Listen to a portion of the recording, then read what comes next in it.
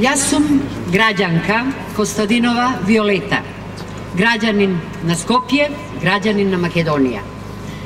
Ви се обраќам во име на сите оние кои што не носат глава на рамена заради симетрија, на сите мислечки, ако оние кои што го одмолчаа најсрамниот ден во македонската историја, 24 декември 2012 година, кога со жестоко насилство врз парламентарната опозиција во парламентот и на улица, една група која што се нарекува влада, една група некомпетентна, неквалификувана, апсолутно аутистична, или што би рекол премиерот алтруистична, имено ако некој не разликува хипокрит од Хипократ, алтруизам од аутизам, не може да го наречам нити компетентен,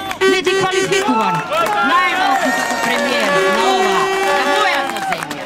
А ова е и моја земја. Не е на ДПМН. Оваа земја е на сите нас. Имено, заради тоа се обраќам токму до оној дел од јавноста македонска, која што го одмолчи срамот на 24-ти. Прашувам, каде е Ману? Прашувам, каде е Друштвото на писатели на Македонија? Каде се интелектуалната јавност на Македонија? Албанците, сета моја почит за нив, излегоа со целиот свој интегритет и го обелија образот на македонската јавност, интелектуална. Каде е македонскиот женски лоби? Нека се само распушти веднаш, заедно со Лијана Поповска. Срам на мојот род. Срам на родот женски.